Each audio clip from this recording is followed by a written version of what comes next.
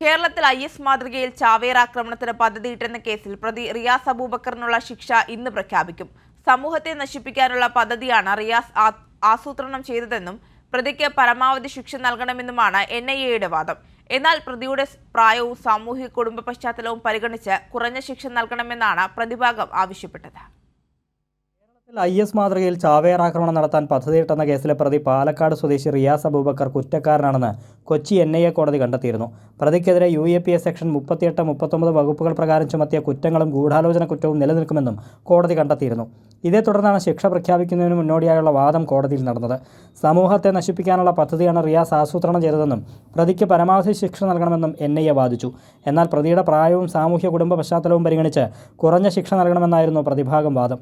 2018 May 15-നാണ് സ്വദേശിയായ Riyas അബൂബക്കറിനെ NIA arrest ചെയ്യുന്നത്. ശ്രീലങ്കൻ സ്ഫോടന പരമ്പരയ്ക്ക് നേതൃത്വം നൽകിയ സഹ്റാൻ ഹാഷിമുമായി ചേർന്ന് കേരളത്തിലും ചാവേർ ആക്രമണവും സ്ഫോടനവും നടത്താൻ റിയാസ് ഗൂഢാലോചന നടത്തിയെന്നായിരുന്നു കേസ്. പ്രതിയുടെ സാമൂഹ്യ മാധ്യമ അക്കൗണ്ടുകളും വീട്ടിൽ നടത്തിയ റെയ്ഡിൽ പിടിച്ചെടുത്ത ഇലക്ട്രോണിക് ഉപകരണങ്ങൾ ഉൾപ്പെടെയുള്ളവ തെളിവായി കോടതിയിൽ ഹാജരാക്കുകയും ചെയ്തിരുന്നു. സോഷ്യൽ മീഡിയ വഴി സഹ്റാനുമായി റിയാസ് ബന്ധപ്പെട്ടിരുന്നുവെന്നും എൻഐഎ കണ്ടെത്തിയിരുന്നു.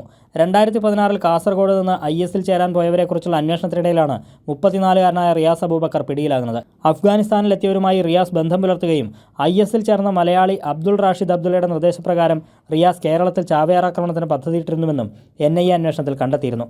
ഇതിന്റെ ഭാഗമായി സ്ഫോടക വസ്തുക്കൾ ശേഖരിക്കുന്നതിനിടയിലാണ് റിയാസ് പിടിയിലാകുന്നത്. ഇയാൾക്കൊപ്പം പിടിയിലായ കൊല്ലം സ്വദേശി മുഹമ്മദ് ഫൈസൽ, കാസർഗോഡ് സ്വദേശി അബൂബക്കർ സിദ്ദിഖ് എന്നിവരെ പിന്നീട് മാപ്പുസാക്ഷികളുമാക്കിയിരുന്നു. കൈരളി ന്യൂസ്, കൊച്ചി.